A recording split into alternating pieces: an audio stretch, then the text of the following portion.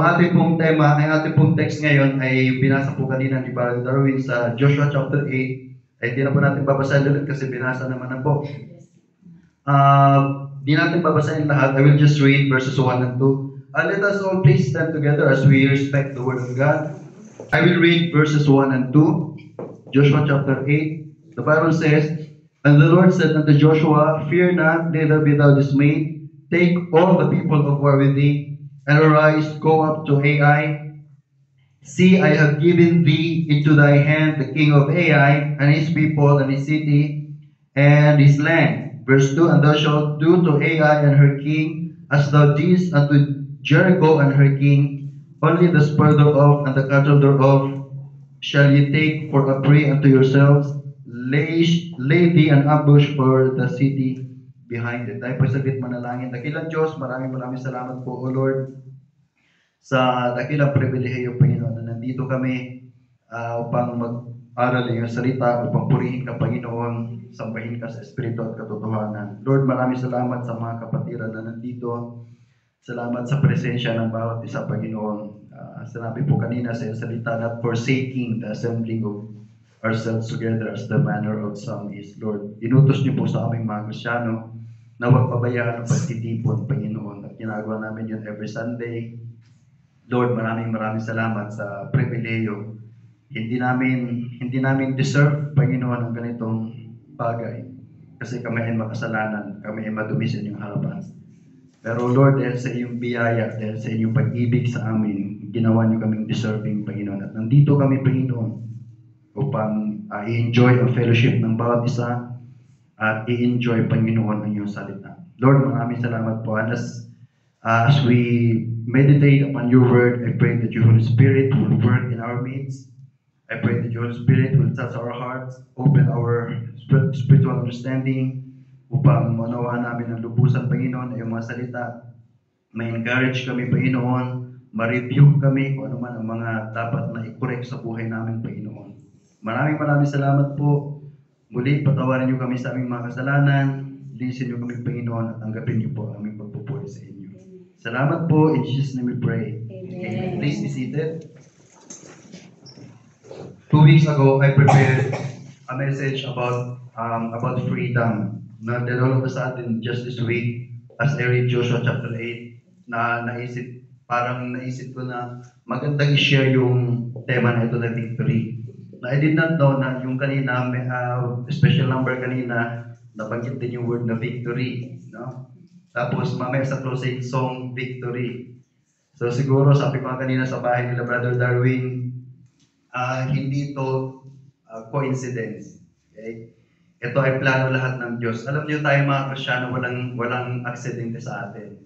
Lahat nangyayari sa buhay natin ay plano ng Diyos. No, lahat na nangyayari. Kahit masamang bagay, kahit po masamang bagay na nangyayari sa atin, yan po ay orchestrated ng Panginoon. Okay?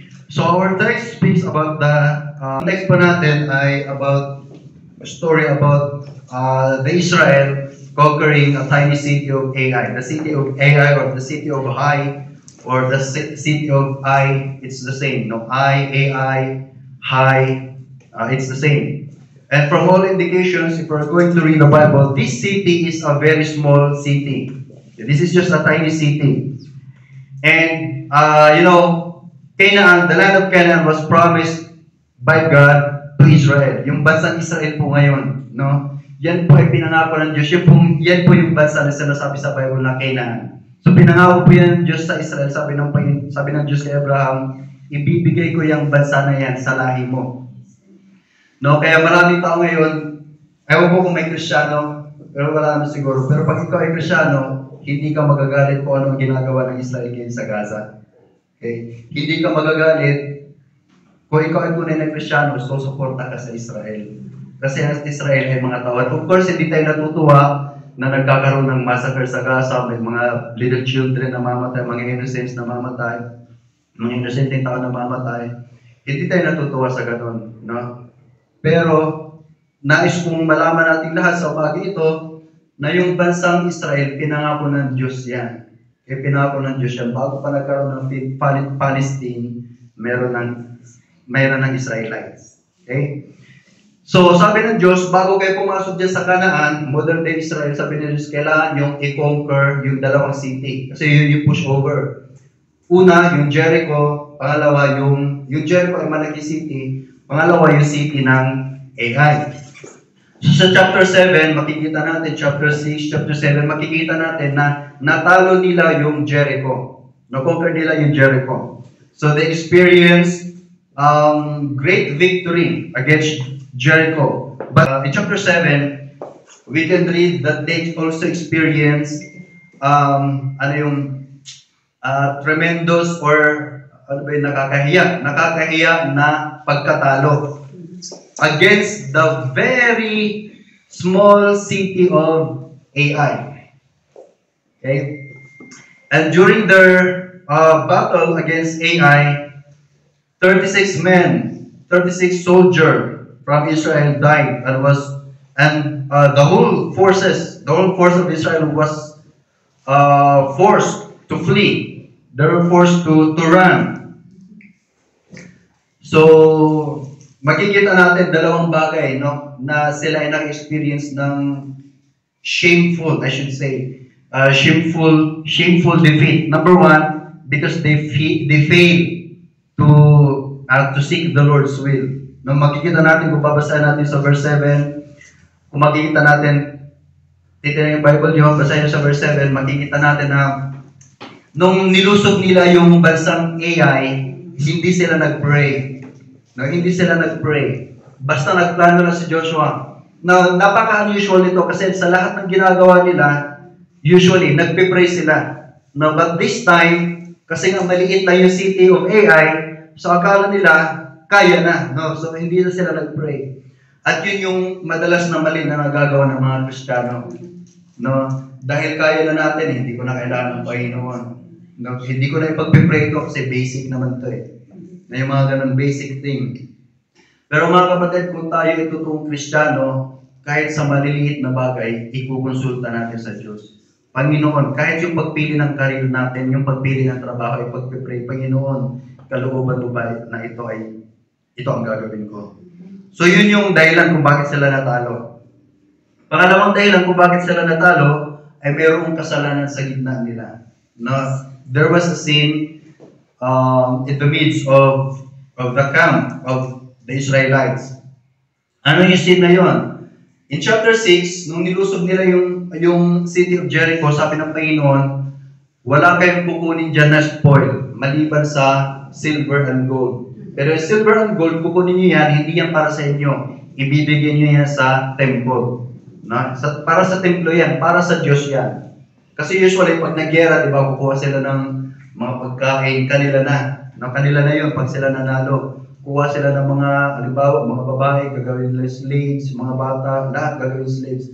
But this time, sabi ng Panginoon, kapag tinalo nyo ang Jericho, kasi ang Jericho kasi, yung city of Jericho, sinumpayan ng Diyos.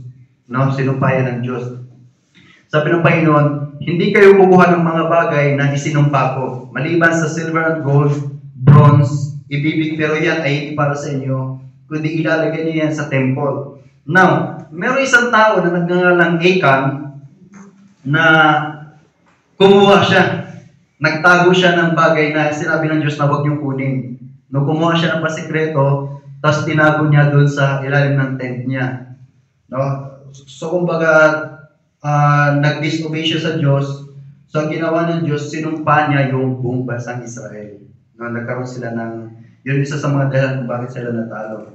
Kaya dito sa church, mga kapatid, kung ikaw ay kabilang sa anak ng Diyos, sa pamilya ng Diyos, kabilang ka sa church na ito, kapag gumawa ka ng kasalanan, hindi lang ikaw ang magsasuffer, kundi buong church. Okay? Buong church. Hindi lang ikaw makakaramdam ng defeat, ng pagkatalo, kundi buong church, kagaya na nangyari sa kanila. But then, God used this defeat against Ai to teach Israel the most important lesson of life. As Christians, ano yung lesson? Holiness and seeking the Lord's will. Seeking the Lord's will. Okay? Holiness, mahalaga na tayong mga Kristiyano na namumuhay ng may kabanalan. Okay, number 2, mahalaga na tayong mga Kristiyano na namumuhay na hinahanap natin yung kalooban ng Diyos. yung kalooban ng Diyos. Alam niyo po, huwag niyong alisin niyo sa buhay niyo na sa bawat pagkakataon, nagpipray kayo. No? Nagpipray. Sa lahat ng desisyon na gagawin na nagpipray, hindi natin pwede sa basic naman din, hindi ko na kailangan ng Diyos dito. No? He used this defeat against AI to teach them the danger of pride. Nagkaroon sila ng pride kasi sabi nila, itong Jericho nga na napakalaking city, natalo natin, yung pa kaya yung AI na napakaliit. Kasi Jericho, alam niyo Jericho, at Jericho ang tawag sa kanya ay walled city. No? Yung wall ng Jericho sa sobrang laki, kaya yung dalawang kalesa, kasi yung dalawang kalesa sa gitna ng wall. So ganun po kakapal ng wall, yung wall ng City of Jericho. Kaya sabi nila, bukod doon sa makapal na City of Jericho, may first gate, merong second gate. Tapos sa bawat gate, mayroong multitudes of soldiers. Kaya kumbaga, yung City of Jericho, napaka well secured. Okay? But then, natalo nila, alam niyo po ba kung paano nila natalo? Natalo nila yung City of Jericho without even raising their sword. No, natalo nila with just a shout. Sabi ng Panginoon, iikutin yung city for 7 days. First 6 days, iikot kayo ng isang beses. On the 7th day, iikot kayo ng 7 beses. Tapos sisigaw kayo. Okay? Pag sigaw nila, biglang bumagsak yung wall. No, nabasa niya chapter 6. Basahin niyo sa chapter 6 ng Joshua. Biglang bumagsak yung wall, nagtakbuhan yung mga tao sa Jericho, nagtakbuhan sila. Okay? Ganun nila natalo. So siguro sabi ng mga Israelites, yung Jericho nga, natalo natin without raising a sword, without even fighting. Ito pa kayong AI, na kasing liit lang siguro ng, di natin alam, baka mas malaki pa ang Yerevan. No? Siguro kasing liit lang ng Gyumri, yung sa amin. So nagkaroon sila ng pride. Now, we must be careful about pride, mga kapatid. Sabi ng Proverbs 16:18, pride goeth before destruction. At kapag tayo ay nagkaroon na ng pride sa sarili natin, doon na tayo yun na yung time na nasa delikado ka na point ng buhay mo. Kasi pride goeth before destruction. Kaya ko na to. Kaya ko na to. No? Kapag nagkaroon ka na ng confidence sa sarili mo, masyado ka ng confidence sa sarili mo, doon kay babagsak ng Diyos.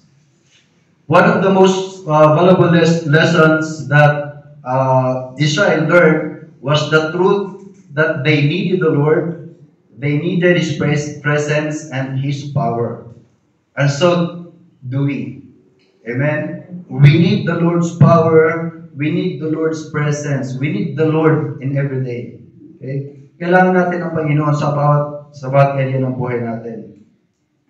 If you want to be victorious always sa buhay mo, lagi mong i-count ang Panginoon bilang partner mo, no? Kung may business ka, gusto mo maging victorious sa business mo, gusto mo maging successful sa business mo, i-count mo lagi ang Diyos as a partner.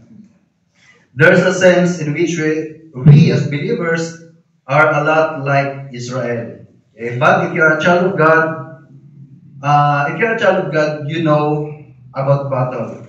Okay? Tayo mga Kristiyanong araw-araw tayo nakikipaglaban. At alam niyo ba ang kalaban natin? The world, the flesh, and the devil. Okay? The world, itong mundo ito. Kaya sabi ng Panginoon, love not the world. No? Nung sinabi ng Panginoon na love not the world, ibig sabihin nun, lahat ng layaw sa mundo ito ay huwag mong ibigin. Lahat ng layaw, no, love not the world. Pangalawa, yung flesh, yung sarili natin, at ito yung pinakamahirap na kalaban. No, walang accepted dito, kahit pastor, kahit missionaries, kahit ikaw pa yung pinaka-spiritual na Kristiyano, wala kang takas sa flesh. Itong sarili natin, yung pinaka-matindi natin kalaban. At araw-araw tayo nakikipaglaban sa sarili natin. No?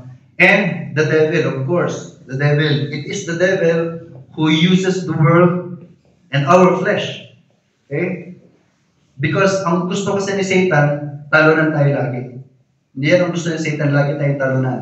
Kaya ginagamit niya yung mundo, ginagamit niya yung flesh natin, yung sarili natin, para tayo maging talunan. Pero sa umaga ito, gusto ko i-share sa inyo yung victory. So as we move into these verses, I want you to see AI, the tiny city of AI, and picture it as yourself. Okay? Isipin natin itong AI nito, itong city ng AI nito, ay ito yung sarili natin na kailangan nating i-conquer. And by the way, the word AI or the city of AI means a heap of ruins. Okay, a heap of ruins. And that is exactly the good way to describe ourselves, our flesh. Okay? Bilang tao, tayo ay ruins. Kumbaga, sa harapan ng Diyos, tayo'y sirang-sira. Na bilang tao sa harapan ng Diyos, tayo'y wala. Wala tayong kwenta na sa mababa na salita. Sa harapan ng Diyos, wala tayong kwenta. Kaya kung nandito kayo sa mga ganito, yan ay dahil sa biyaya ng Diyos. Hindi dahil sa, kasi spiritual kasi ako eh. Ay kasi ganito kasi ako eh. No, hindi po, no? Kung spiritual ka, kung nasa puso mo yung pagsisimba every Sunday, magpasalamat ka kasi ang Diyos ang nagbigay sa iyo niyan. Amen? Pero ang totoong kalagayan ng tao ay tayo ay heap of ruins. No, in short, walang kwenta. No? Pero tayo ay nagkaroon ng kwenta sa harapan ng Diyos nung tayo naging Kristiyano. Kaya purihin ang Panginoon. Yan po ang dahilan kung bakit nandito tayo every Sunday. No, nandito tayo every Sunday hindi para ibigin tayo ng Diyos. Nandito tayo every Sunday dahil inibig na tayo ng Diyos. At nais ng Diyos, kung ikaw ay Kristiyano, nais ng Diyos na nandito ka every Sunday. Okay? Kasi para sa mga Kristiyano, para sa atin, mga totoong Kristiyano, Sunday is the Lord's Day. This is not the Sabbath day. Okay? This is the Lord's Day. Saturday is the Sabbath day. And Sabbath is for the Israelites. So since hindi tayo Israelites, hindi natin in-observe ang Sabbath. Okay? Ang in-observe natin yung Lord's Day. Romans chapter 7 verse 18, sabi ni Apostle Paul, "For I know that in me, that is in my flesh, dwelleth no good thing." Kaya huwag nating ugaliin yung, kasi nasa puso ko talaga yung pagiging mabuti. Hindi po totoo yun. Ano po, dinadaya ka lang ng puso mo. Kasi sabi si Apostle Paul mismo nagsabi, "For that is in my flesh, in me, dwelleth no good thing." Now, who are we compared to Apostle Paul? Diba? Kung sasabihin mo, kasi nasa pa talaga yung paggawa ng mabuti. Mas matindi ka pa kay Apostle Paul. Kasi Apostle Paul mismo, Apostle, sabi niya sa akin, walang mabuti. No? Dwelleth no good thing. Dahil hindi ibig sabihin nun na dinowngrade na ni Apostle Paul ang sarili niya. Ibig sabihin lang nun, tinataas ni Apostle Paul yung biyaya ng Panginoon. Na although in me dwelleth no good thing, but it is only by the grace of God that I am able to do this. Right? It is only by the grace of God. Alam niyo po, yung flesh natin, kung hindi ka Kristiyano, ang nagkukontrol sa flesh mo ay si Satan. Kung hindi ka Kristiyano. Pero kung ikaw ay Kristiyano, ikaw ay sealed the Holy Spirit. Therefore, it is the Holy Spirit that controls you. So, just like Israel, many Christians are often talunan na sa battles against flesh. But by God's help, we can have victory. Magiging matagumpay tayo sa pakikipaglaban natin kay Satan, sa pakikipaglaban natin sa sarili natin by God's grace. So alam ko po, bawat isa sa atin dito na nandito ngayon, we all have our own battle. Okay? Hindi ko alam sa inyo, hindi niyo alam sa akin. May mga struggles tayo na tayo lang nakakaalam. May mga battles tayo na tayo lang nakakaalam. Pero sa mga ganito, gusto kong ibahagi po sa inyo na bilang Kristiyano, kung ikaw ay totoong anak ng Diyos, gusto ng Diyos na maging victorious ka. Ayaw ng Diyos na maging talunan ka. Okay? Because number one, victory is already promised. Okay, victory is already promised. Now look at verse 1. And the Lord said unto Joshua, "Fear not." Alam niyo po yung salitang fear not, kung babasahin niyo kung ang Bible niya ay King James. Nasa King James Bible lang. Now, that is why I love King James Bible. Bakit? Yung salitang fear not, matatagpuan niyo sa King James Bible 165 times. Ilang araw meron ng isang taon? 365. No, sorry, nagkamali ako. Ang phrase na fear not, matatagpuan nyo, yung fear not na about sa, yung sinabi ng Diyos sa mga Kristiyano na fear not, from Old Testament to the New Testament, mababasa niyo siya 365 times. Ilang araw meron isang taon? 365. So, ibig sabihin, araw-araw meron tayong, ang tawag doon, tama ba yung term ko na? Antidote? Antidote ba? Antidote. Meron tayong antidote against fear. Sabi ng Panginoon, fear not, kinabukasan, fear not, kinabukasan. Ibig sabihin, every day, dapat hindi tayo mamuhay sa, sa takot. Bakit? Sabi ng Diyos, fear not. And that is the word about winning. When the Lord speaks to Joshua, He tells him to go to Ai. Fear not, neither thou be dismayed. Kasi sa chapter 6, or chapter 6 ba? Chapter 6 and chapter 7, dinanas nila yung defeat. Dinanas nila yung defeat. Kaya ngayon, nireaffirm sila ng Diyos. Sabi ng Diyos sa kanila, fear not. Na pinako ng Diyos sa kanila. Neither be thou dismayed. Take all the people of war with thee, and arise, go up to Ai. See, I have given into thy hand the king of Ai, his people, and his city, and his land. Sabi ng Panginoon, huwag kang matakot. Ibibigay ko itong Ai sa inyo. Kung noon, natalo kayo nitong balit na bansa na to, itong malit na city na to, ngayon, ibibigay ko ito sa inyo. If fear not.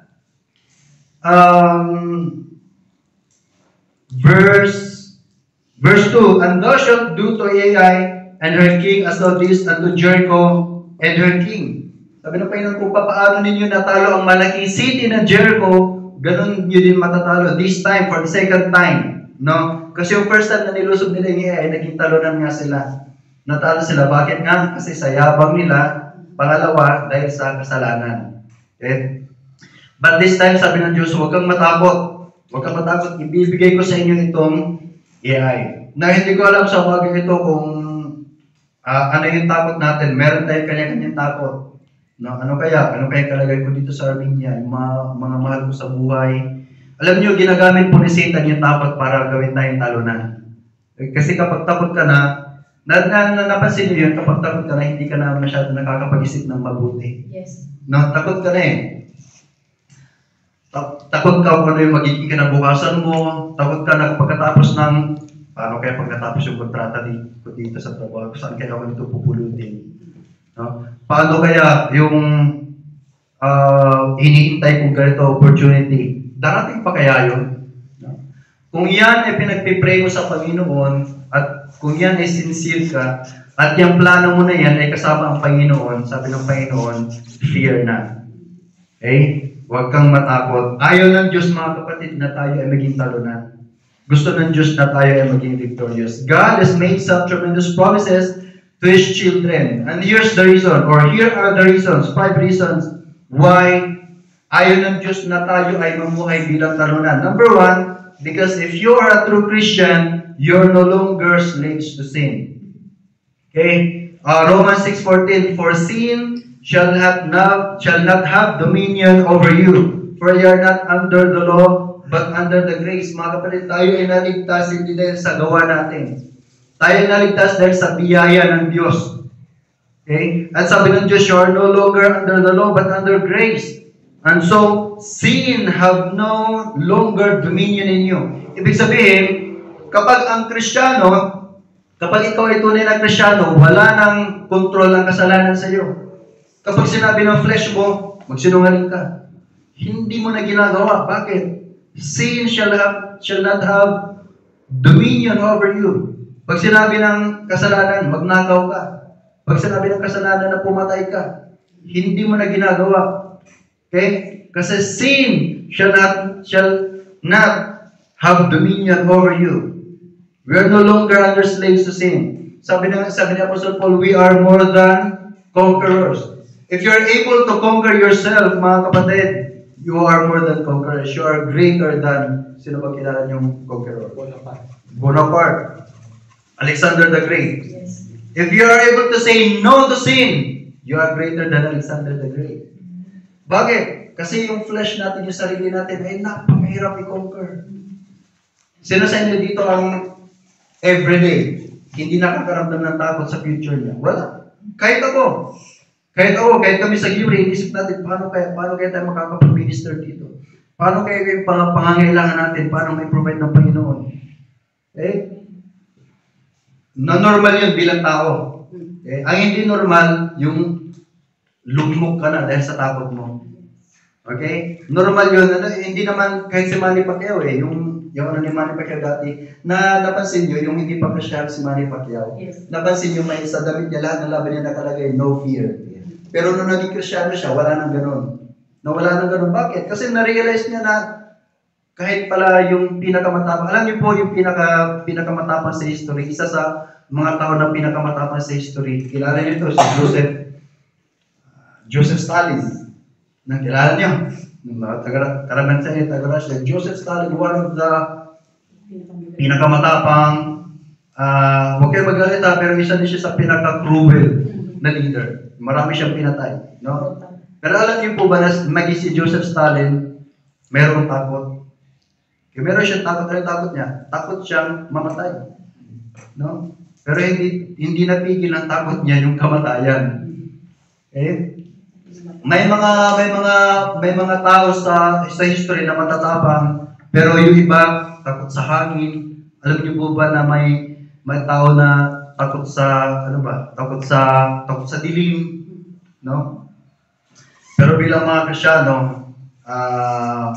again, normal yung takot. Ang hindi normal, yung wala ka nang gagawin dahil takot ka. Okay? If I'm not mistaken, 2021 na Miss USA, na narinig yung balita, Miss USA na nagpakamatay. Bakit siya nagpakamatay? Kailan siya nagpakamatay? Yung araw na birthday niya. Kasi yung araw na birthday niya, nag-30 years old siya. Nagpakamatay siya kasi tapos siyang tumanda.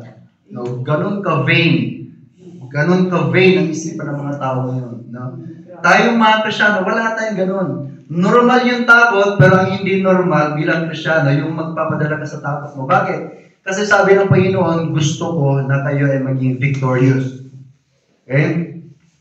Ano pa, pangalawang dahilan kung bakit hindi tayo matakot? Kasi bagong creature na tayo, 2 Corinthians 5:17, kung ikaw ay tunay na Kristyano, ikaw ay bagong nilalang na. Hindi na ikaw yung dating ikaw. Okay? Ikaw ay bagong nilalang na. Kaya, bilang bagong nilalang, dapat lang na mamuhay tayo sa, meron tayong victory. Okay? Number 3, we have been given the divine nature. Alam niyo po ba na bilang mga Kristyano, meron tayong divine nature?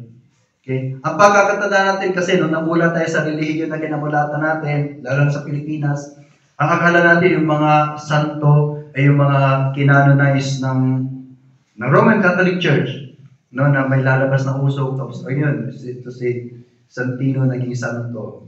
Bakit? Kasi ang tagal niya, nabuhay siya sa kabutihan, kaya ginawa din. Pero hindi po. Sa Biblia po, ang lahat ng mananampalataya, kung ikaw ay Kristyano sa umaga ito, sa harap ng Diyos, ikaw ay santo. Nasabi yun, napakayabang naman ng mga yan. Hindi po yung kaibangan, salita po ng Diyos yan. Okay? Bakit? Yung salitang sanctified, kapag ikaw ay Kristyano, ikaw ay sanctified. Ibig sabihin ng sanctified, ikaw ay nilinis ng Diyos, ikaw ay separate ng Diyos. No? Separate ng Diyos para sa Diyos. Ikaw ang sanctified. Diyan nagsimula yung salitang santo. Okay? At bilang Kristyano, meron tayong divine nature. Paano yung divine nature? Basahin natin 2 Peter chapter 2 verse 4. Whereby are given unto us exceeding great and precious promises, that by this you might be partakers of the divine nature. Maliwanag po yan. Having escaped the corruption that is in the world through lust. Kaya kung ikaw ay Kristyano, ikaw ay merong divine nature. Sa totoo lang tayo mga Kristyano, meron tayong two natures. Yung sinful nature at yung divine nature. No, sa harap ng Diyos, sa harap ng maraming tao, tayo ay sinful. Tayo makasalanan. No? Pero nung tayo naging Kristyano, sa harapan ng Diyos, oo tayo makasalanan, pero nung tayo naging Kristyano, nagkaroon tayo ng divine nature. Kaya nga po magtataka kayo kung kayo naging Kristyano. Ito, may Bible study ako sa Pilipinas. Sabi niya sa akin, matanda na, sabi niya sa akin, Brother Lem, simula na nagsisimba ako, simula na tinanggap ko ang Diyos, hindi na mainit yung ulo ko. Sabi niya, pati yung mga anak niya, sabi niya, yan si nanay, kung Manila namin, nagtatapon ng mga plato yan, binabato kami ng mga baso. No? Pero sabi na, nagtaka sila, kasi simula nung tumanggap siya kay Kristo, simula siya nung siya naging Kristiyano, nawala lahat yun. Nagkaroon siya ng gana magbasa ng Bible, nagkaroon siya ng excitement kapag Sunday, sa church na naman pupunta. No? Sabi ko sa kanya, yun po yung divine nature natin. No? Yun yung divine nature natin na naging natural na sa atin ang pagbabasa ng Bible kasi Kristiyano tayo. Okay? Meron tayong divine nature. At last, number 4, meron tayong Holy Spirit. Kung ikaw ay tunay na Kristiyano, ang Holy Spirit ay nasa iyo. Ganda. At sa Biblia, kapag ikaw ay tunay na Kristiyano, yung Holy Spirit po ay hindi umaalis. Ikaw ay siniliyuhan na ng Holy Spirit. Nasa puso mo na yan. Para ba tayo naging Kristiyano? Tinanggap natin si Kristo bilang ating tagapagligtas. Okay, by the way, hindi tayo naging Kristiyano dahil relihiyoso tayo. Hindi tayo naging Kristiyano dahil mabuting tao tayo. Naging Kristiyano tayo dahil sa pananampalataya natin. Paano yung pananampalataya tunay? Ang pananampalataya tunay ganito, tinanggap mo si Kristo bilang tagapagligtas. Yun yung pananampalataya tunay. At nang tinanggap mo si Kristo bilang tagapagligtas, si Kristo ay pumasok sa puso mo sa persona ng banal na Espiritu. Yan sinabi sa Ephesians 1:13. Sinilyohan kayo ng banal na Espiritu. John 16:13, sabi ng Biblia, howbeit, when He, the Spirit of the truth, is come, He will guide you into all truth. Yung banal na Espiritu ang naglilid sa atin, ang tuturo sa atin sa lahat ng katotohanan. Okay? And another reason kung bakit kailangan tayo mamuhay sa victory is of course, pinangako ng Diyos sa atin yung victory. No? Kaya kung ikaw ay tunay na Kristiyano, kailangan natin mamuhay na victorious. Ano nga ba victory sa Tagalog? Bisaya ko eh. Tagumpay. Yan. Nice na. Sino Bisaya dito? Taga saan kayo? Cebu. O yan, Cebuano. Parehas dahil tama, Cebuano. Gusto ng Diyos na tayo bilang mga anak ng Diyos mamuhay sa tagumpay. Ayaw ng Diyos na maging talunan tayo. Okay? Pinako ng Diyos yan. 1 Corinthians 15:57, sabi ng Biblia, but thanks be to God which giveth us the victory through our Lord Jesus Christ. Meron na tayong victory, mga kapatid. Okay, meron tayong victory. Hindi tayo niligtas ng Diyos para mamuhay na talunan. Okay? Niligtas tayo ng Diyos para maging victorious. And that's the word about winning. Number 2, the word about waiting. Verse 2, and thou shalt do to Ai and her king as thou didst unto Jericho and her king. Only, now take note of that phrase. Only the spoil thereof and the cattle thereof shall ye take for a prey unto yourselves. Sabi ng Panginoon, nung lulusubin nila ang Jericho, sabi ng Panginoon, wala kayong kukunin para sa sarili niyo. Yung kukunin niyo yung spoil, ibibigay niyo sa church. But this time, nung sinabi ng Panginoon, lulusubin niyo ulit ang Ai kasi ibibigay ko yan sa inyo. Ang sabi ng Panginoon, kukunin niyo na yung spoil. Pwede na kayo kukuha ng para sa inyo. Okay? Now, victory is just about waiting. No? Waiting.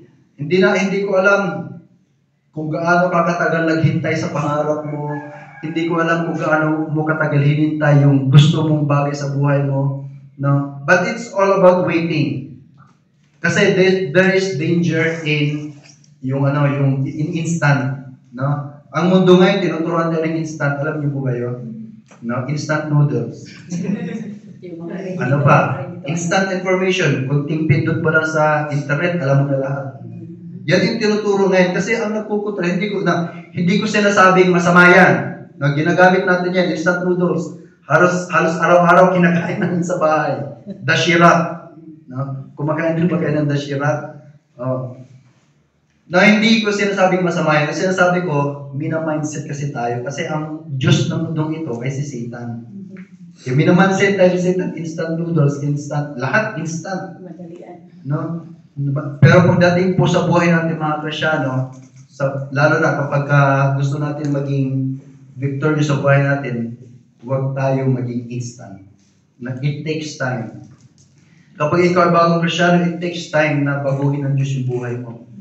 May kakilala akong Kristyano, ilang taon na, 2 years ng Kristyano, lasinggero pa rin. No? Pero bago siya namatay, pinakita po na ng Diyos sa kanya. Bago siya namatay, pinatay siya ng Diyos. Sabi ng pastor namin, huwag ka kasi delikado yan. Hindi siya nakikinig. Pero nung doktor na nagsabi, ilang buwan na lang ang buhay mo, doon siya nakinig. No? Sinabi ng doktor sa kanya, sabi ng doktor sa pamilya niya, ipakain niyo sa kanya lahat ng gusto niya kainin. Pagka nagsabi ng doktor niyan, kabahan na kayo. No? Sabi ng doktor sa kanya, ipakain niyo lahat ng gusto niya kasi ilang buwan na lang. May taning na. So tumigil siya sa paglalasing. So, sabi ng pastor namin, sa Mindanao, sabi ng pastor namin, kung hindi ka pa kailangan sabihin ng doktor, hindi ka pa titigil. Nung Bible ang nagsabi sa iyo, hindi ka tumigil. Ngayon, doktor ang nagsabi sa iyo, ngayon ka pa titigil. Ba't pa tayo napunta doon? Example. Yung pagmamadali, yung instant na sinasabi ko, no? Marami sa atin gusto ng instant.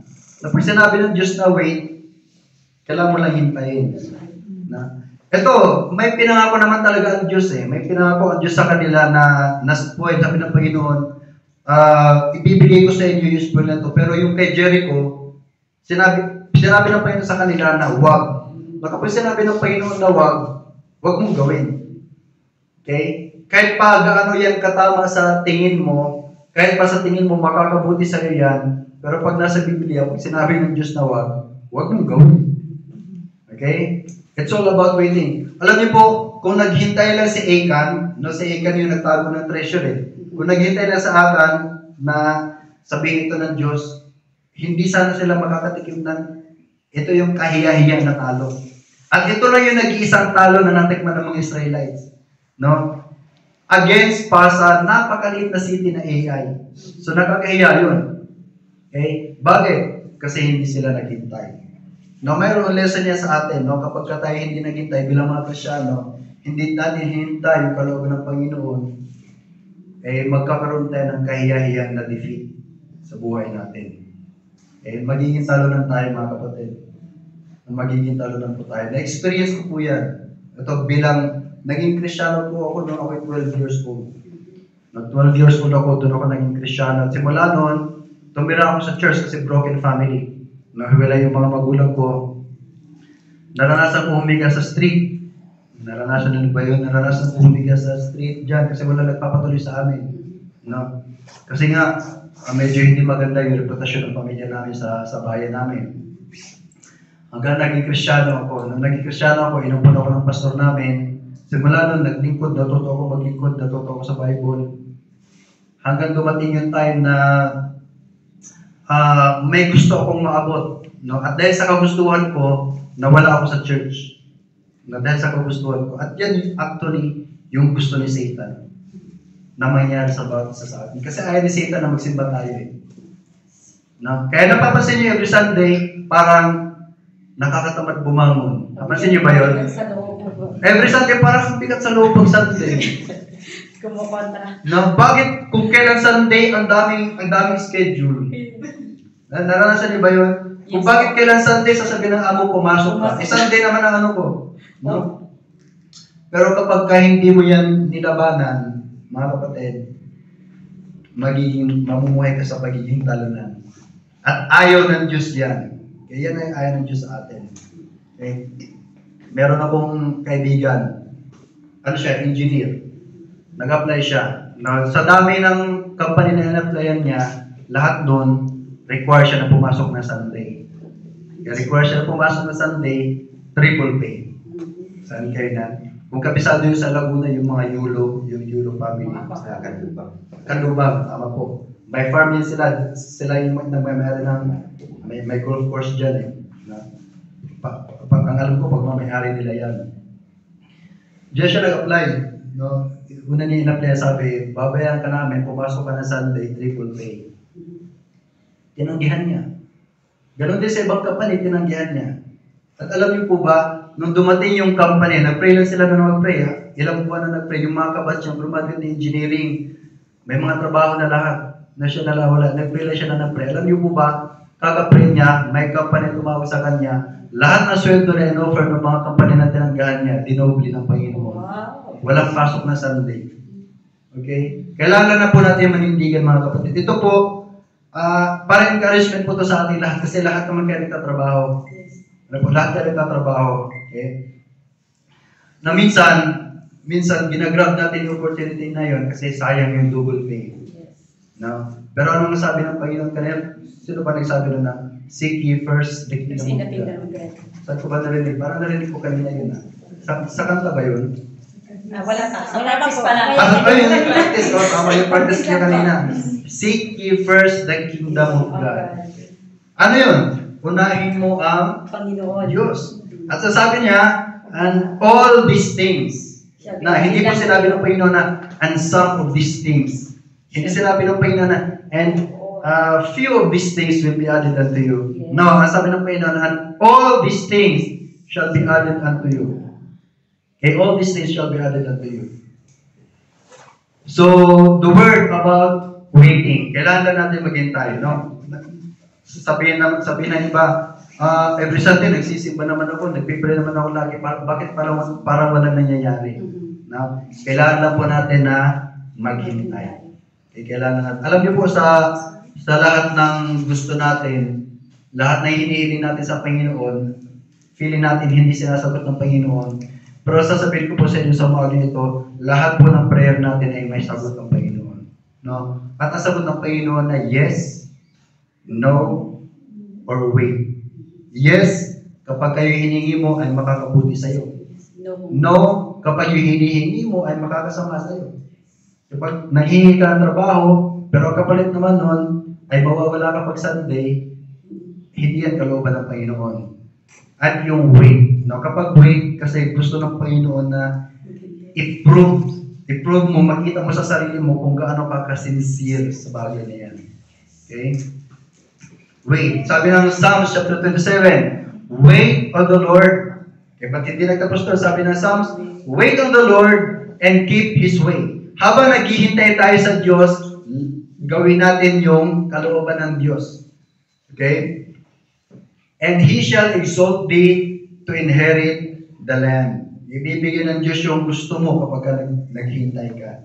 Okay? So number 1, victory is already promised. That's the reason kung bakit tayo kailangan mamuhay. I-claim natin yung victory kasi pinangako na ng Diyos sa atin yung victory. Number 2, victory is pursued. Now, kahit saan area sa buhay natin, hindi tayo magkakaroon ng victory kapag huwag tamad tayo. Tama po ba? Yes. No, di ba? Yung huwag tamad, Pilipino tayo, alam natin yung huwag tamad. Gusto niyong kumain ng bayabas, pero naghihintay lang siya kung kailan malalaglag ang bayabas. Yes. Okay? So, hindi yan yung kalooban ng Diyos sa atin. Sabi, mag-wait pala. Ibig sabihin, hindi na ako kikilos. Kasi meron palang tinawag pa yun sa akin, hindi po. Sabi ng Panginoon sa kanila, ibibigay ko sa inyo yung AI, but you must go. You must fight. Okay? Now, yung victory ay hindi natin makakamtan, yung tagumpay ay hindi natin makakamtan kapag hindi tayo nakipaglaban. Okay? Pag hindi tayo nakipaglaban, pag hindi natin nilabanin yung sarili natin, hindi natin nilabanin yung flesh, na hindi tayo magkakaroon ng tagumpay. Na dito, dinitalya ng Panginoon kung paano nila lusubin yung AI. Sabi ng Panginoon, aambusin yung AI. Kunyari, magpupunwari kayo, pag lusob nyo, yung iba, maghihintay dito ng ambush. Tapos ang gagawin nyo, kunyari, magpatalo kayo. No? Kunyari, magpatalo kayo, tapos tatakbo kayo, hahabol yan sila. Sabi ng Biblia, kung titignan natin, kung babasahin natin, lahat ng tao sa AI, pati sa Bethel, humabol sa kanila, walang natira sa city nila. No? Kaya sabi ng Panginoon, tirahin mo ng pana, pumanak ka papuntang AI, so yun yung pinaka-signal na yung mga ambush, pupunta na doon sa AI para lusubin yung city. Nasabi na, napaka-detalye. Yun yung plano ng Panginoon. At yun yung ginawa nila exactly. Now, anong lesson dito? Kung gusto po natin ang maging victorious sa buhay natin, sundin natin ang plano ng Panginoon. Okay? Hindi tayo magiging victorious sa buhay natin kung sarili natin plano ang susundin natin. Of course, may plano tayo sa buhay natin. Sino bang walang plano? Lahat tayo may plano. No? Plano natin, siguro, sino bang 25 pa lang dito pababa? Wala na siguro. Siguro, mga young people, no? Mga young people siguro nagpaplano at the age of 30, at the age of 25, kailangan may trabaho na ako na maayos ang sahod. At the age of 30, kailangan may sariling bahay na ako. No? At the age of 35, kailangan kasal na ako. Parang tanda naman yata, 35. May No? anak. Diba, sa Facebook, nakikita din sa Facebook, 30 years old, may sariling bahay. Na tapos magbabasahin mo sa comment, ako 25 years old, may libag. Ako 20 years old, may sama ng loob. Ilang taon ka na, anong naipon mo? 20 years old, nakaipon na sama ng loob. Now, kanya-kanya tayo may plano sa buhay natin. No? Hindi ko alam yung plano nyo, hindi nyo alam yung plano ko. Kanya-kanya tayo may plano sa buhay natin. Bawat isa sa atin may plano. No? Pero kapag kaya ang plano natin ay hindi inline sa plano ng Panginoon, hindi tayo magiging victorious. Well, may enjoy natin ang buhay natin kasi nangyari yung plano natin, yung gusto natin. Pero sasabihin ko sa inyo, yung enjoyment na yan ay hindi fulfilling. I will give you an example. Nung ako po, year 2010, nag-quit ako sa ministry. Tumigil ako sa pag-preach. Nagtrabaho ako sa labas, nagtrabaho ako sa bangko. Okay. Tumatanggap ako ng sahod, 22,000 naman. Yung asawa ko, nagtrabaho din sa American Insurance Group of Companies. Maganda din ang sahod niya. Pero alam niyo po ba na yung anak ko yan, yung pangalan ko na yan, simula nung pinanganak yan, hanggang 2 years old yan, pabalik-balik sa ospital yan. Buwan-buwan. Sasabihin na ng doktor sa akin, huwag na kayong bumalik dito ha. Opo, sinasabi ng doktor sa amin, kasi yan, napakasakit po niyan. Huwag na kayong bumalik dito. Tumatanggap kami ng magandang sahod, pero hindi kami nakapag-ipon. Yun lang naipon namin, sama ng loob. Hindi kami nakapag-ipon ng pera. Bakit? Kasi yung plano namin, hindi inline sa plano ng Panginoon. Kapag yung plano mo, paano mo malalaman ang plano mo ay inline sa plano ng Panginoon? Kapag yung plano mo na yan nangyari, pero nawala ka sa kalooban ng Panginoon. Ibig sabihin, hindi yan inline sa plano ng Panginoon. Itong Armenia, hindi po ito kasama sa plano namin. No? In fact, magsa-start ako ng mission sa Pilipinas, pero hindi naging victorious. Hindi ako naging victorious. Sabi ko, nag-pray kami ng asawa ko, sabi ko, bakit? Mabuti naman yung gagawin natin ha. Church yung sisimulan natin, bakit hindi naging matagumpay? The church naman. Sa totoo lang, nagkaroon kami ng konting tampo na sa Panginoon. Bakit, Lord? Gusto namin mag-start ng church, Lord, bakit hindi mo kami pinayagan? No? Pero hindi namin nakita na may hinanda pa ng Diyos dito sa Armenia para sa amin.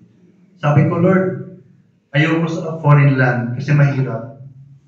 Kasi nagkikasyaran ko 12 years old, alam ko po yung hirap sa ministry. Alam ko, kasi nakita ko yun sa pastor ko Nakita ko sa pastor ko na may mga araw na wala kaming kinakain. No, may mga araw, halos isang linggo, alam niyo yung kalibre. Yung kalibre? Balanghoy. Kamuting kahoy. Naranasan niyo ba magkamuting kahoy ng isang linggo? Yes naman po. O di ba mahirap, no? Pumapait na katagalan. Yung kamuting kahoy na matamis, pumapait. Kasi sabi ng pastor namin, pait na po yung kinabuhiyan. Ang pait naman ang buhay na to. Kaya, yung bulanghoy, pumapait katagalan. Kaya sabi ko, Panginoon, ayoko sa foreign land. Kasi ate sa Pilipinas, kahit wala kang pagkain, pwede kang mag-ukay Dito wala kang mahuhukay at mahuhukayin ko dito. No? Pero biyahe ng Panginoon, simula nung nandito kami, hindi pa naman kami nagutom. Amen. Nung nasa Giyumali kami, mga kapitbahay namin, hindi namin kilala. Yan, yung anak ko, galing sa laro, nagdadala ng, minsan, kalahating sakong patatas. Dala-dala, galing sa kapitbahay. At tinanim ko na nga yung iba kasi tinubuan na ng tinubuan na ng ugat. Ano pa, binigay sa ng apple. Ng apple, mga grapes, binibigay. Ay, hindi ka gugutumin ng Panginoon. Kapag sinusunod mo yung kalooban ng Panginoon, hindi ka po niya gugutumin. There is a word, victory is pursued. No? Kapag gusto mo maging victorious, i-embrace mo yung plano ng Panginoon sa buhay mo. Okay? Embrace mo yung plano. Paano malalaman ang plano ng Panginoon? God's plan for you is written in the book, in the Bible. Gusto mo malaman ang plano ng Panginoon sa iyo? Magbasa ka ng Bible. Basic yan. Okay? Read your Bible, pray, be faithful in church. Be faithful sa pagpunta sa church. Kasi yung pagpunta niyo sa church, yung fellowship niyo, mamaya, may ladies fellowship kayo ha. Yung fellowship na yan, mag-ano sa inyo yan, mag-encourage sa inyo yan eh.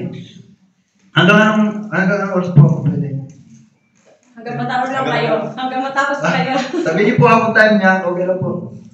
Yung prayer, yung pagbabasa ng salita ng Diyos, yung prayer po, yan po ay malaking bagay sa buhay natin bilang Kristyano. Gusto niyo malaman yung kalooban ng Panginoon sa buhay niyo, magsimula kayo sa basic. Anong basic? Read your Bible, pray, be faithful in church. Okay? Parang puzzle yan. Di ba sa puzzle, magsisimula kayo. Saan kayo magsisimula? Pag nagsusolve kayo ng puzzle, di ba sa gilid? Kung ano yung obvious, yun yung sisimulan nyo. Ganon din po. Bilang mga Kristyano, ang pinaka-basic sa buhay natin ay magbasa ng Bible, mag-pray, at maging faithful sa pagpunta sa church, maging faithful sa ministry. Embrace God's plan. Number 2, experience God's power. No, sinunod nila ang plano ng Panginoon, ano nangyari sa kanila? Sila ay naging victorious. Natalo nila yung AI.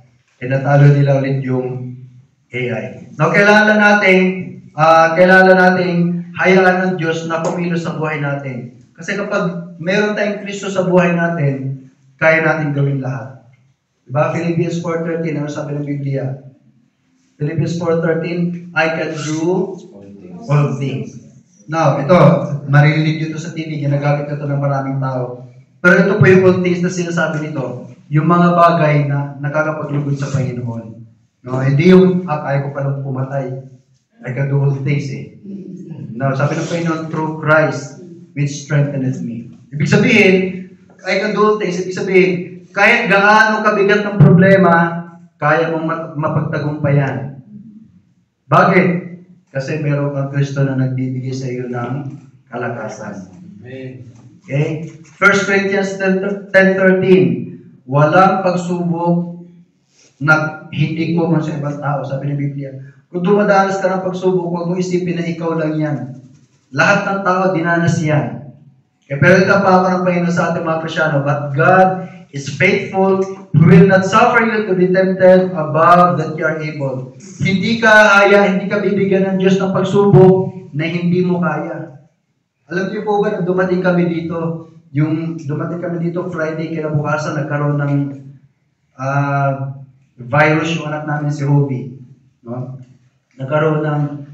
Dumating kami Friday, Monday, na-admit ka agad dito sa infectious disease, sa North Maros na yata yan. Okay? Na-admit agad for 1 week. Kararating lang namin. Ay, alam niya ito sa Arlene. Kararating lang namin. Na-admit ka agad yung anak namin. 1 week. Tapos, yung wife ko noon, buntis pa. No? Pina-check up namin, sabi ng doktor, yung anak niya ay may tumor sa puso. Nasa tiyan pa lang, nakita na yung tumor sa puso. Na not once, not twice, not one, not two, but 4. Kaya sabi ko sa doktor, many more pala yan, hindi lang yung tumor. 4 more. Opo, yung bunso naming anak, 2 sa left ventricle ng puso niya, 2 sa right. Sabi ng doktor, dadami pa yan. Pero napaka-comforting ng mga doktor dito. Sabi niya, pag pinanganak yan, expect niya na dadami pa yan. No? Nung pinanganak siya, may na-detect, meron din siya sa liver, meron din siyang tumor sa kidney, meron din siyang tumor sa utak, meron din siyang tumor sa skin at sa mata. No? Kaya many more talaga. Many more. Pero sabi ng Diyos, nangako ang Diyos sa atin hindi ko yan ibibigay sa inyo na hindi nyo kaya. Amen? Hindi niya ibibigay sa atin na hindi natin kaya. By the grace of God, last year, April last year, nalaman namin na yung kidney, tumor niya sa kidney ay nalusaw. Walang gamot po yan. Ang gamot lang niya, kasi may seizure siya Ang gamot niya lang para sa seizure. Wala siyang gamot para sa tumor. No? Nung binalik, di yata April basta last year lang, Mga November yata, bago kami nagpunta, Yerevan ulit. Nagiging no more na pa. Oh, yung kanyang tumor sa kidney, naging no more. Pero yun, miracle ng Panginoon yan, mga kapatid. Basta huwag ka lang sumuko. Sinubok na. Kasi gusto ng Diyos na maging victorious ka. Okay? At alam niyo po ba yung aming hubo ngayon, yung aming hubanes? Hindi pa naman siya na-diagnose, pero suspected siya na may ASD. No? Yung spectrum. May autism. At ngayon, napaka-clear na evidence na may autism yung aming hubanes. Kaya, nung nakaraan, di ba, hindi siya mapatahanan. Napakakulit niya, nung January nandito kami, napakakulit niya. Tapos pag nilabas ng asawa ko, nag-iiyak, gusto ko palakad-lakad, napaka-hyperactive. No? Gawa nga nung autism niya. Sabi ng asawa ko, handa ka na ba? Sabi ko, ano gagawin natin? Yan ang binigay ng Pino sa atin. Ito yung natin, ito yung i-grab natin. Ito yung panghawakan natin. Ang sinabi ng Pinoon, binigay sa inyo yung pagsubok na yan dahil kaya nyo. Hindi ko kaya yung makulong. Kasi may mga missionary na nakukulong. May missionary sa Russia, nakulong. May missionary sa Israel, nakulong. Okay? Sabi ko, buti nga tayo, ito lang, yung iba nga, alam niyo po ba last month, may mag-asawang missionary sa Haiti. Pinatay ng gang. Pinasok sa bahay, minasakyan, pinatay, mag-asawa. Okay. Nangyari sa kanila yun kasi kaya ng pamilya nila. Sa atin, hindi natin pwede sabihin na, ay, problema mo, wala yan sa problema ko eh. Hindi natin pwede sabihin yun. Bakit? Kasi binibigyan tayo ng Diyos ng pagsubok, actually, hindi ang Diyos ang nagbibigay. Inaalaw lang ng Diyos na ibigay sa atin ni Satan kasi alam ng Diyos na kaya natin yan. Okay? Kaya natin yan. 1 John 4:4, ye are of God. Kung ikaw ay Kristyano, kabilang ka na sa Diyos, ye are of God, little children, and have overcome them. Why? Because greater is He that is in you than he that is in the world. Okay? Greater is He that is in you than he that is in the world. Kaya, kung sa tingin mo, talunan ka na, feeling mo talunan ka na, lagi mo feeling mo hindi ko na kaya. Titigil na ako, susuko na ako. Lagi mo tatandaan, greater is He that is in you than he that is in the world. Okay, so last, victory is preserved. Victory is promised, victory is pursued, and victory is preserved. At this point in this story, Israel has followed God's plan and they achieved the victory that they wanted. Okay, now, nung na-achieve na nila yung victory, kailangan na nilang i-maintain. Okay, kailangan na nilang i-maintain. Tayo mga Kristyano, nung tayo naging Kristyano, victorious na tayo. We're already victorious. Sabi ng Panginoon, you have conquered death by the death of the Lord Jesus Christ. Okay? Kailangan na natin yon kailangan natin i-maintain. Okay? Victorious tayo sa ganitong bagay, magiging victorious din tayo sa mga susunod pa na problema. Sabi ko nga, nung nandito pa kami, sabi ko, pag nagpe-pray ako, sabi ko, Lord, problem pa more. Problem pa more. Di ko alam, no? Be careful po kasi yung hihilig sa Panginoon, ibibigay talaga ng Panginoon. Pero alam niyo po mga kapatid, kidding aside, isang napakalaking pribilehiyo na dumanas ka ng paghihirap na naglilingkod ka sa Panginoon. Alam mo, expect nyo yung paglilingkod nyo ito, yung pagpunta nyo dito every Sunday, expect nyo na may kukontra dyan. Expect nyo na may pipigil sa inyo dyan, whether it's your amo, it's your friend na yayayain ka na lumabas pag Sunday, no? Expect nyo na yan. Kasi ayaw nga ng kalaban, ayaw ni Satan na pumunta ka ng church. Okay? Ako nagpapasalamat ako sa Panginoon na one time may nag-invite sa akin sa church. Okay? Napakalaking bagay. Victory is preserved. By what? It is preserved by death. Inutos ng Panginoon, kapag ka nilusog nyo yung AI, patayin nyo lahat. No? Napaka-cruel naman. Inutos ng Panginoon, patayin nyo lahat. Na, mula sa pinakamalaki, mula sa king nila, hanggang sa pinakabata. No, isipin natin, napaka-cruel naman ng Panginoon. Nakalabagan is love. Bakit niya inutos na pati mga bata papatayin? Alam niyo po, kung pag-aaralan niyo ang Biblia, ang Panginoon ay seryoso pagdating sa kasalanan. Kasi ang AI represents sins. No? Sabi ng Panginoon, patayin niyo yan lahat. Na bilang mga Kristyano, kung ikaw ay naging Kristyano na, ikaw ay anak na ng Diyos, kailangan mo din patayin lahat sa sarili mo. No? Yung kasalanan sa sarili mo, lahat ng kasalanan sa sarili mo, kailangan patay din yun. Okay? Ariin mo yung sarili mo na patay.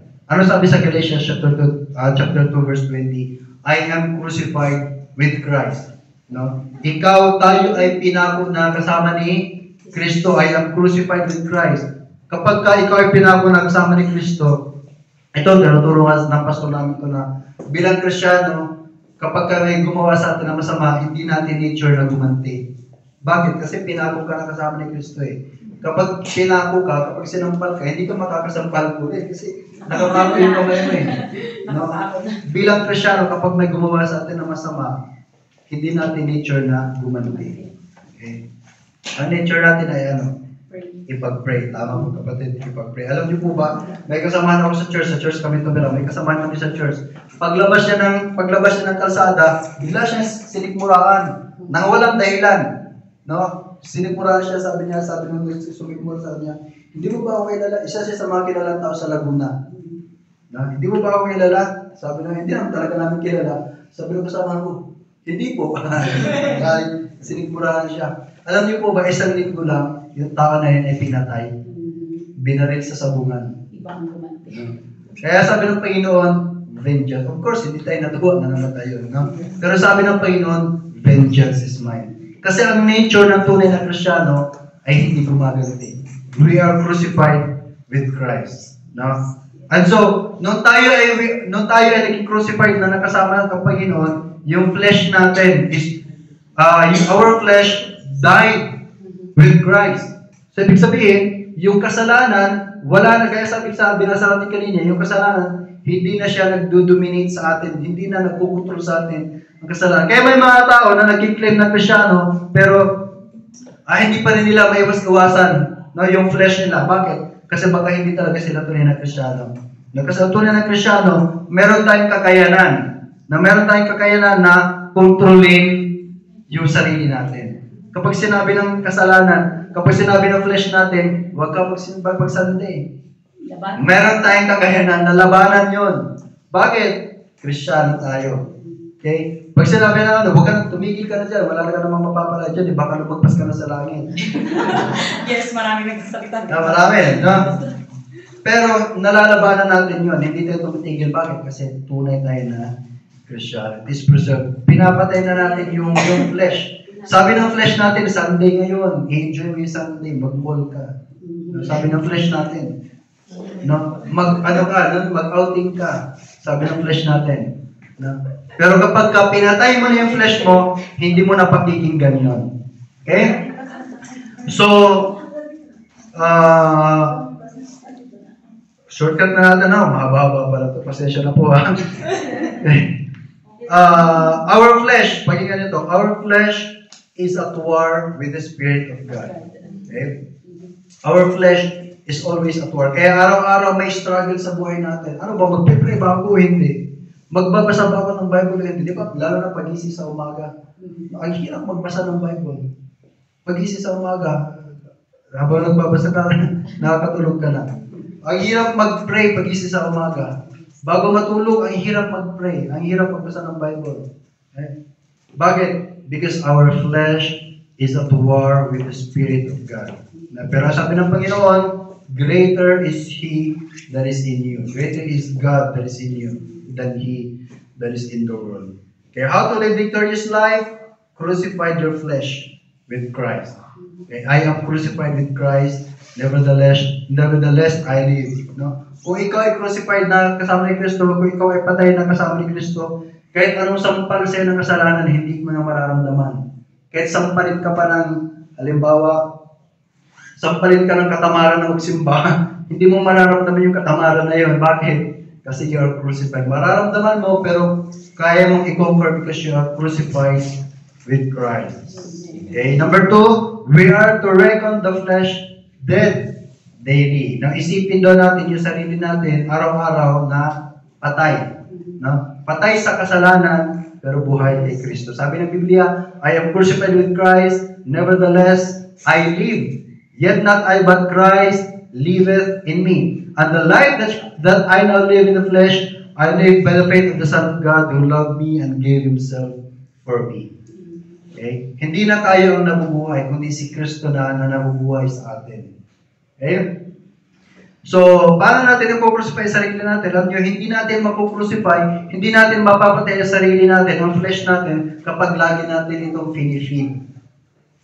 No? Hindi mo mapapatay, di ba, sa pag laming kapatid, laming, no? Ano ba yung, sa Tagalog laming. Pag nagpatay ka ng baboy, hindi mo papakainin ng 24 hours. Ano sa Tagalog yun?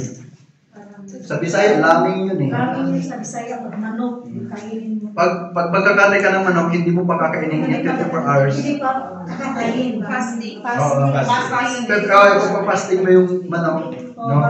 For 24 hours. Okay? Kapag ka yung isang bagay o yung hayop hindi mo pinapakain, unti-unting mamamatay yan sa gutom. Okay? Yung flesh natin, yung buhay natin, yung pagkatao natin, kapag hindi natin pinapakain ng kasalanan, unti-unting mamamatay. Kaya sabi ng Panginoon, kailangan ariin natin ang sarili natin bilang patay sa kasalanan. No, paano yun? Kailangan natin iwasan yung kasalanan. Okay? Huwag nating i-feed. No? Huwag nating i-feed. Minsan, ang Christianity kasi, ano din yan mindsetting. No? Kung lagi mo makasalanan ako, hindi ako karapat-dapat, ganito ako, masamang tao ko, hindi ako karapat-dapat magsimba. Masama ka talaga. No? Pero kapag iisipin mo, lagi mo isipin na, masamang tao ako, pero may biyaya ang Diyos. Yes. Mahal ako ng Diyos. Ang sabi ng Biblia, for God so loved the world. Amen. Kaya sabi niya po sa Paul, but whatsoever things are true, ano yung mga bagay na totoo, ano yung mga bagay na magaganda, ang mga bagay na kaibig-ibig, yun ang isipin mo. Hindi yung isipin mo puro galit. Naku, ayoko magsimba doon, nandun si masama ng galit. Diba? Kung yun ang isipin mo, ay hindi ka talaga makapag-ikot sa Panginoon. Okay? Give not provision to the flesh. Wag mong i-feed. No, wag mong pakainin yung sarili mo, yung flesh mo. Wag mong pakainin ng kasalanan. Okay? At alam niyo po kung kailan ma-end, kailan matatapos itong ating pakikipaglaban laban sa sarili natin, laban kay Satan at sa mundo ito. Matatapos lang po ito kapag tayo ay kinuha na ng Panginoon. No?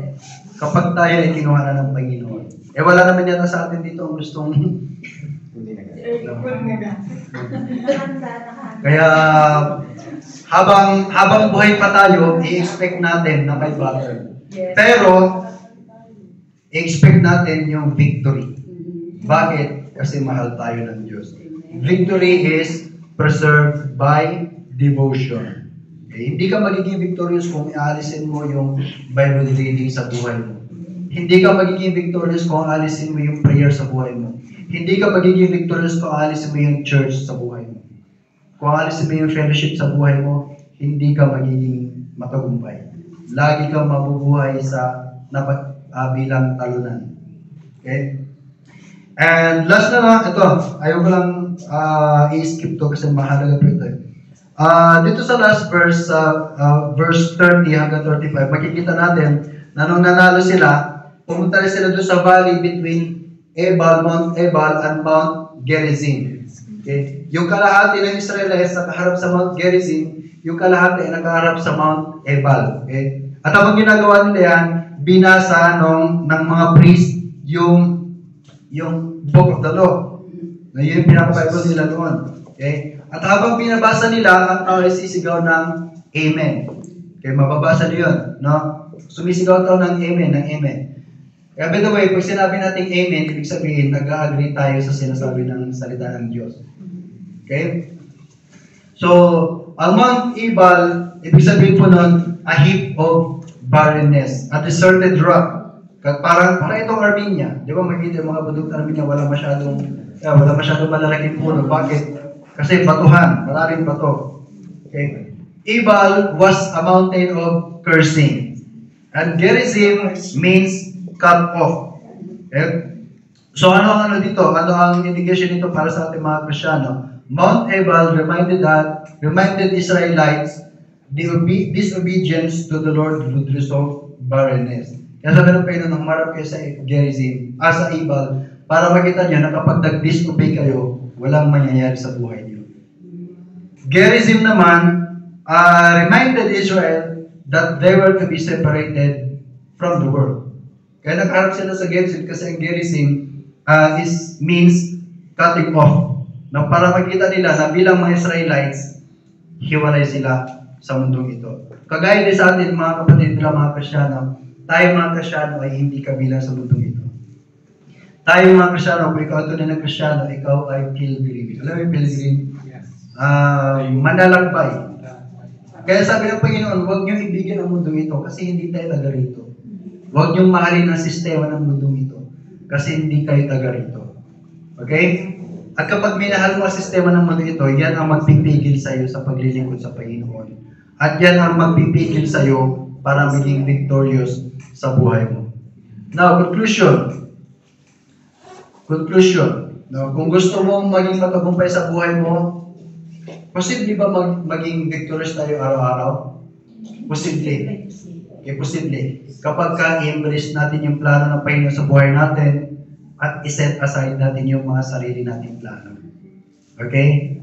Doon tayo magiging victorious. Now, again, hindi ko alam ang mga struggle niyo, hindi ko alam kung anong problema meron kayo, hindi ko alam kung ano yung mga bagay na pwedeng pipigil sa inyo para magpatuloy kayo sa paglilingkod sa Panginoon.